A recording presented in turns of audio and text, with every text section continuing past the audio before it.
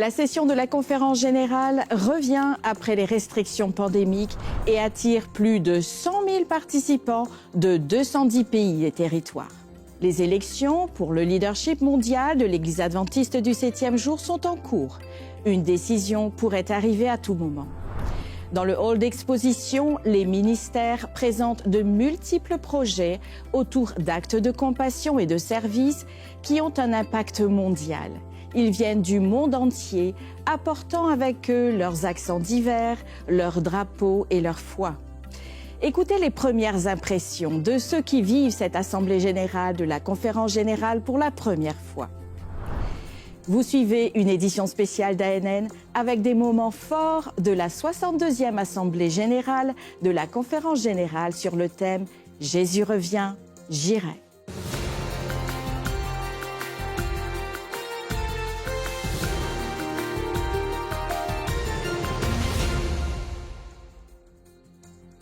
Trois ans de décisions, de défis et de progrès dans la mission mondiale.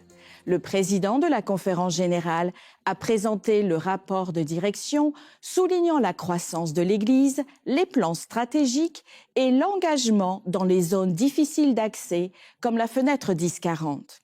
L'Église continue d'avancer en apportant de l'espoir aux individus et en proclamant le retour de Jésus. En Papouasie-Nouvelle-Guinée, tout le pays s'est arrêté pour entendre le message. Plus de 2300 sites de prédication. Avant la première réunion publique, plus de 10 000 petits groupes d'études bibliques étaient déjà actifs.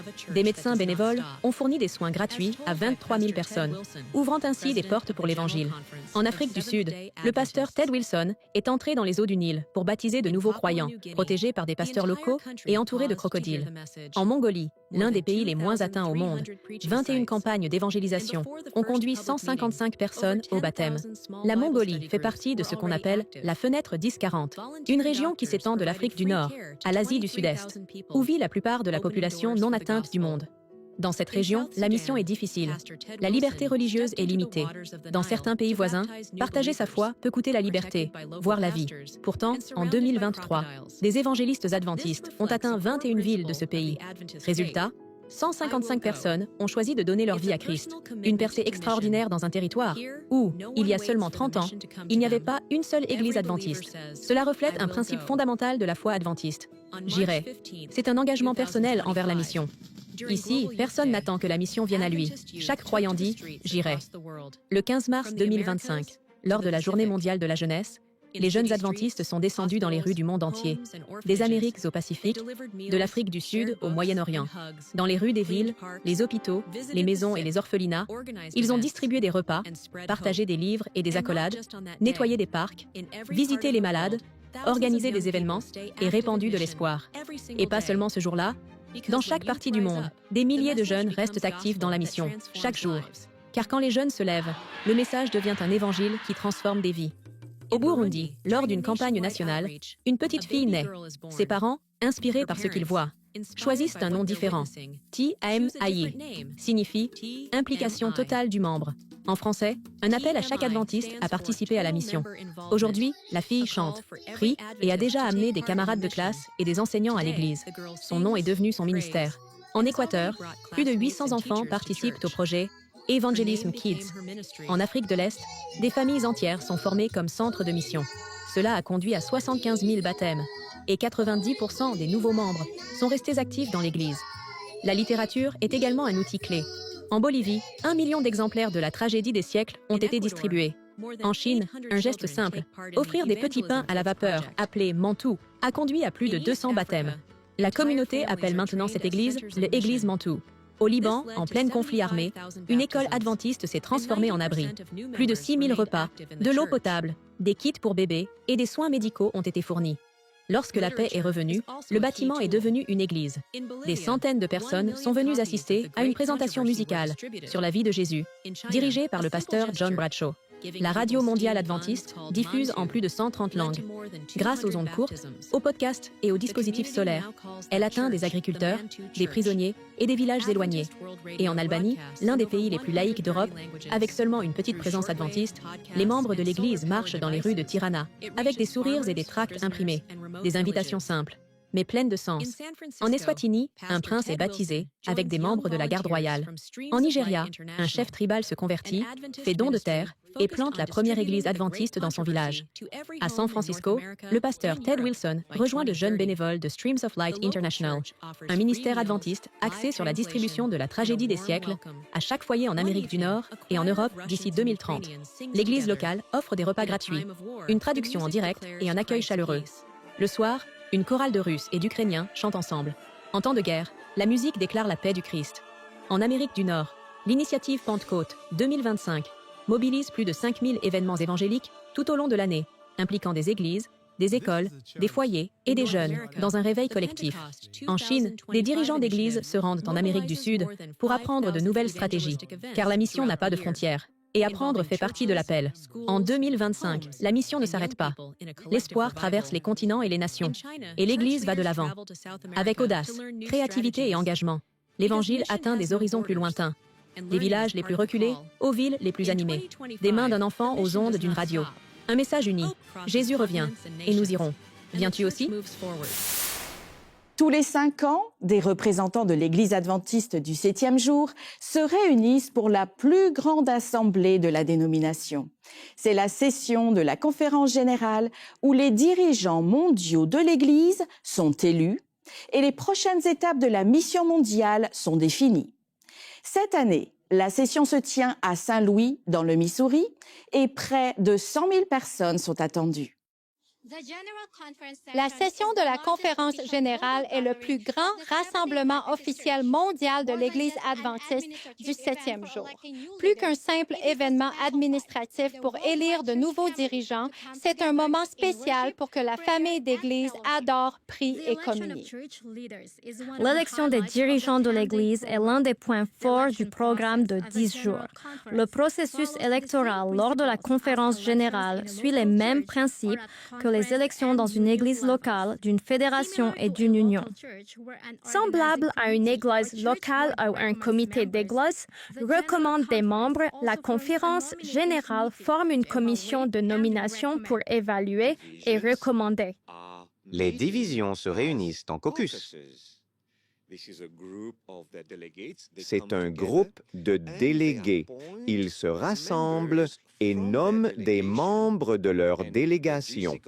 Les statuts et règlements de l'Église prévoient un nombre spécifique de leurs délégués qui feront partie de la commission de nomination de cette Assemblée générale. Alors que chaque division sélectionne 10 de ses délégués réguliers, la conférence générale sélectionne 8 de ses délégués à grande échelle pour former la commission de nomination. Lorsqu'un caucus a nommé, recommandé les noms des personnes pour siéger au comité de nomination, tous ces 277 noms seront recommandés à tous les délégués présents ici. Et ensuite, la commission de nomination sera élue. Ces noms composeront la commission de nomination afin d'élire les 130 postes pour cette session de la CG.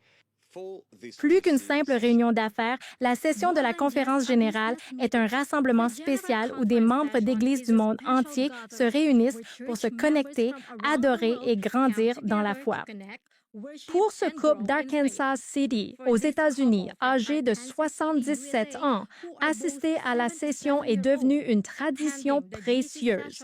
Leur première expérience de renouveau spirituel remonte à 1990, un moment qui a eu un impact durable sur leur parcours de foi. À cause du réveil spirituel que nous obtenons et bien sûr de tous les vieux amis et nouveaux amis que nous avons la chance de voir et de retrouver. C'était tellement excitant pour moi de chanter avec tout le monde et je me souviens particulièrement d'avoir chanté We Have This Hope. Quelle bénédiction c'était et de voir le défilé des nations et de réaliser que mon Église était mondiale. Malgré les 20 heures de voyage jusqu'à Saint-Louis, dans le Missouri, les membres de l'Église de la division du centre-est de l'Afrique sont ravis de participer à la session. pour Mariam Samo, assister à la 62e session pour la première fois est une bénédiction.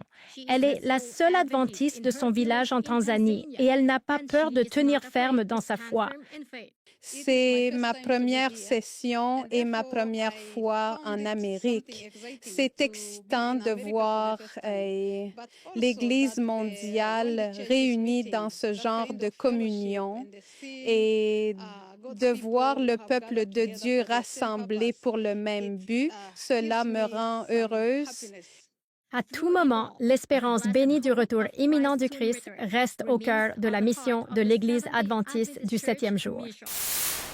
Lors de la session de la conférence générale, les délégués votent sur des propositions clés, élisent des dirigeants de l'Église et définissent la direction du mouvement adventiste mondial.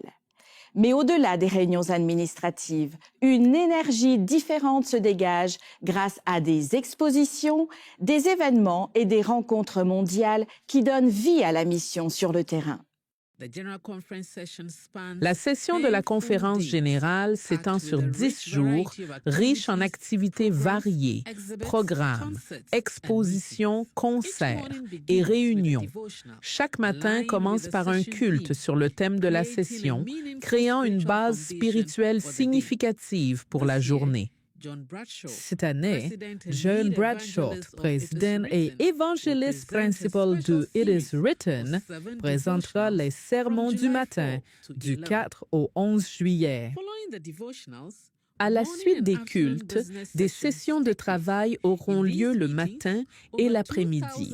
Plus de 2800 délégués, représentant près de 200 pays, se réunissent alors pour voter, discuter et prendre les décisions qui façonnent l'avenir de l'Église.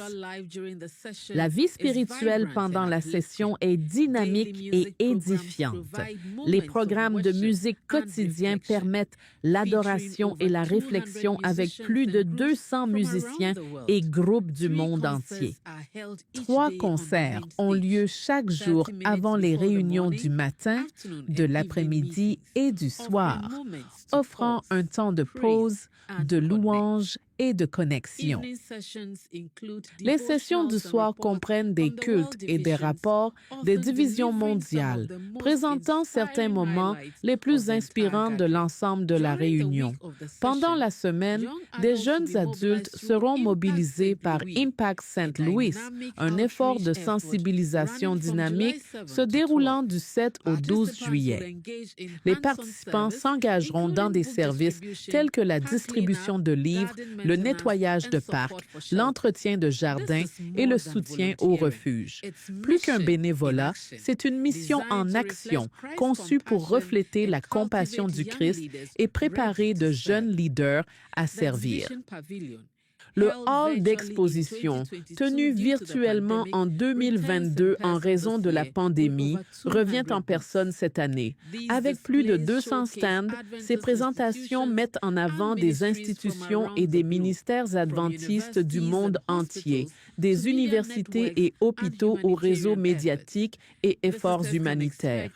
Les visiteurs peuvent s'attendre à des expositions engageantes, des ressources multilingues et des activités interactives. C'est une occasion de se connecter avec les personnes, les projets et les histoires autour de la mission de l'Église. La 62e session de la conférence générale promet d'être un événement marquant, riche en renouveau spirituel, en représentation mondiale et en décisions historiques. Restez à l'écoute alors qu'ANN vous apporte des mises à jour quotidiennes, des histoires inspirantes et des moments forts de Saint-Louis, où la famille adventiste mondiale se réunit, unie dans la mission et partageant l'espoir. Ils viennent de tous les coins de la planète avec des langues, des cultures et des parcours différents. Élus pour représenter leurs églises locales dans plus de 210 pays et territoires, ils se rassemblent maintenant lors de la session de la conférence générale pour choisir, dans une atmosphère de prière, les dirigeants qui guideront la mission mondiale de l'Église adventiste. Tous les 5 ans, l'Église adventiste du 7e jour organise un grand rassemblement appelé la session de la conférence générale.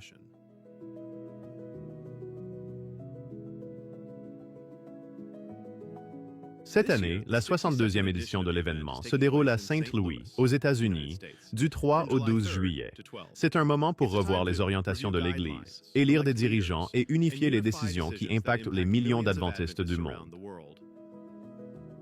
L'ordre du jour de la session de la conférence générale comprend entre autres la nomination de dirigeants, les révisions du manuel d'Église et les règlements de l'Église. Tout cela est discuté et voté par les délégués. Des sujets comme le discipulat, la transparence financière et l'organisation de terrain sont aussi au centre des discussions.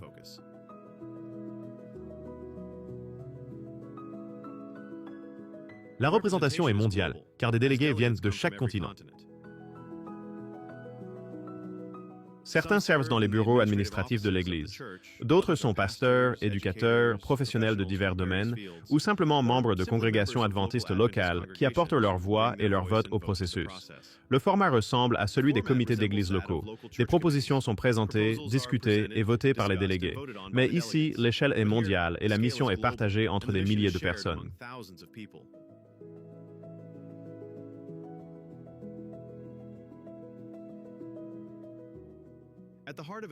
Au cœur de tout cela se trouve la mission d'apporter de l'espoir au monde.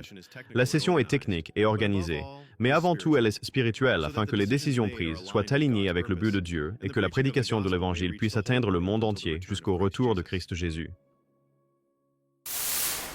Tout a commencé avec seulement 20 délégués dans une petite église en Amérique rurale. Dès le premier jour, la session de la conférence générale a été pensée pour être le centre de décision de l'Église adventiste, façonnant sa structure et définissant les croyances fondamentales qui animent encore sa mission. Ce rassemblement mondial a aidé à construire ce que l'Église est aujourd'hui, un mouvement mondial donnant une voix à l'espoir. La première assemblée a eu lieu à Battle Creek, dans l'État américain du Michigan. La réunion a commencé le 20 mai 1863 avec pour objectif d'élire un président, un secrétaire et un trésorier et rédiger une constitution et des statuts pour l'organisation de l'Église adventiste. L'un des éléments instaurés dès la première constitution de la Conférence générale, adoptée en 1863, fut la responsabilité confiée au comité exécutif de superviser les missions. Cela montre leur volonté de créer une organisation missionnaire et de guider stratégiquement le mouvement. Donc, sans la réunion de 1863, nous n'aurions pas l'Église adventiste du 7e jour. Après la première réunion, en 1863, Battle Creek a accueilli 26 autres assemblées. La première session, tenue dans une autre ville, a eu lieu en novembre 1887 à Oakland, en Californie. La fréquence des assemblées a changé au fil du temps. Au début, elles avaient lieu chaque année, et ce jusqu'en 1891. Elles ont ensuite eu lieu tous les 2 ans, jusqu'en 1905. L'Église a ensuite dû faire une pause de 4 ans. Peu après, la Première Guerre mondiale a éclaté, et ce n'est qu'en 1918 que les assemblées ont repris. C'est en 1970 qu'elles ont acquis leur fréquence actuelle, à savoir tous les 5 ans. Et c'est en 1975 que, pour la première fois dans l'histoire, une assemblée mondiale de l'Église adventiste s'est tenue en dehors des États-Unis. Étant une Église mondiale, nous voulions que le reste de l'Église ait aussi la possibilité d'accueillir, de goûter ce qu'est une assemblée de l'Église mondiale. C'est ainsi qu'elle s'est tenue pour la première fois en Autriche en 1975. Cette rencontre est un merveilleux exemple de l'internationalité de notre Église et de la façon dont l'Évangile voyage partout. Dans l'histoire de l'Église adventiste, la session de la conférence générale a eu lieu en général aux États-Unis et parfois en dehors du pays, afin de donner à cette région ou à ce pays un élan, une vision de la manière dont l'adventiste du 7e jour agit, qui il est, et les bénédictions qui découlent de la connexion avec la parole de Dieu. Vêtements culturels, différentes langues et dialectes du monde entier. À l'intérieur du America Center à Saint-Louis, le hall d'exposition de la session de la conférence générale devient un espace où les cultures s'entremêlent et la mission prend vie avec couleurs, sons et mouvements. C'est ici que l'Église mondiale se montre vivante à travers des actes d'amour et de solidarité atteignant chaque coin de la planète. L'expérience du stand de la conférence générale est plus qu'une simple exposition. C'est une image de l'Église en action, unie dans sa mission, diverse dans son expression et engagée à partager l'espoir avec le monde. Nous avons tant de choses merveilleuses, mais aujourd'hui, je vais mettre l'accent sur l'une d'elles, et c'est nos centres urbains d'influence, car à travers eux, nous atteignons les communautés du monde entier où des membres de différents horizons se réunissent et travaillent ou planifient et mettent en place un centre urbain d'influence.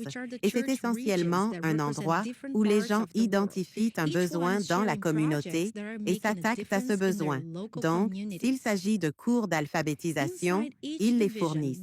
S'il s'agit de cours pour des personnes qui peuvent écrire, mais qui ont besoin d'apprendre à lire, ils ont aussi ces cours. Ou c'est un café de prière, tant de choses merveilleuses, mais toutes centrées sur le Christ. Et nous sommes si heureux de soutenir les membres de l'Église et de les encourager et de les orienter vers des ressources qui peuvent les aider à faire de leur mission un grand succès. Nous savons que lorsque nous atteignons les inaccessibles de cette manière, nous savons que nous accomplissons la mission que Dieu nous a donnée. En plus des divisions, un espace est dédié au projet du siège mondial de l'Église, la conférence générale. Cet espace regroupe des initiatives mondiales qui reflètent le travail de la direction à un niveau international. L'espace d'exposition est organisé par divisions, qui sont les régions de l'Église, représentant différentes parties du monde. Chacune partage des projets qui font une différence dans leur communauté locale. À l'intérieur de chaque division, les stands sont disposés par institutions adventistes. Ici, vous trouvez des universités, des écoles, des hôpitaux, des usines alimentaires, des centres de recherche, des projets missionnaires, des actions communautaires, des expositions sur l'histoire de l'Église et des médias adventistes, comme Hope Channel et Novo Tempo. C'est ici que les projets créés par des événements du monde entier sont présentés au public. C'est comme une vitrine mondiale de la mission. À la fin de l'événement, 100 000 personnes seront passées par ici. Une Église en mouvement dans tous les coins du monde. Des millions d'adventistes participent à des projets qui unissent foi, service et innovation. Et ici, au American Center Convention Complex à Saint-Louis, Missouri, tout cela se réunit en un seul endroit.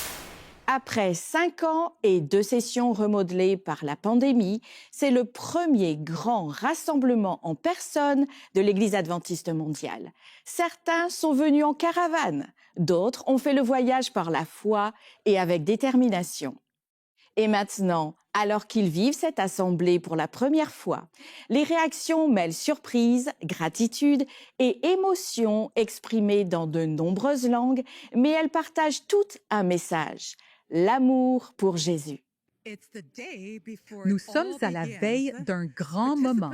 Des participants du monde entier convergent ici même pour la 62e session de la conférence générale.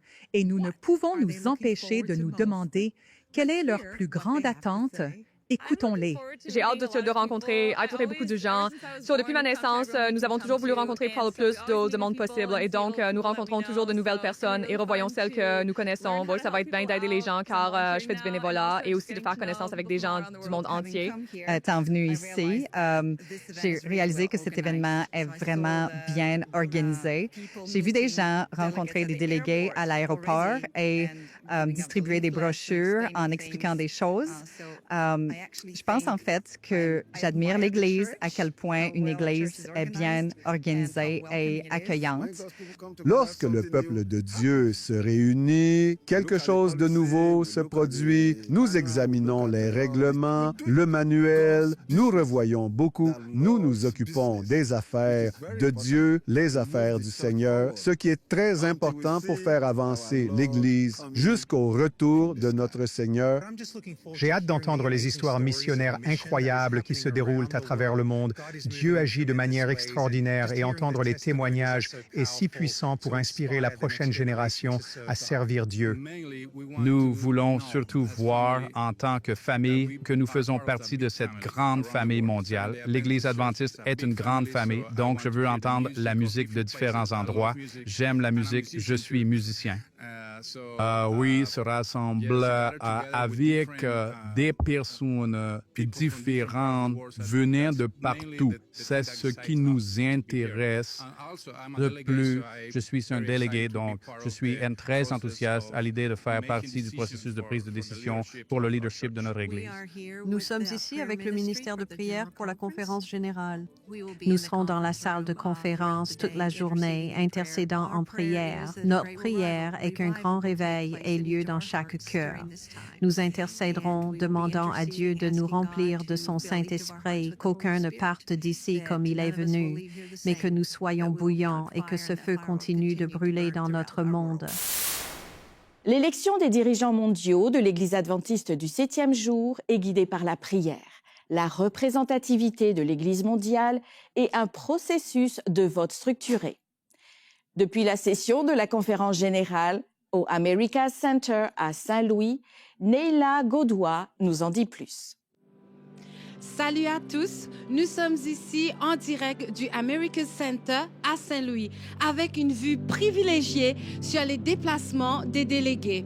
Ils sont environ 2800 délégués représentant plus de 23 millions adventistes repartis en 13 divisions, venant de plus de 210 pays, parlant plus de 500 langues et dialectes.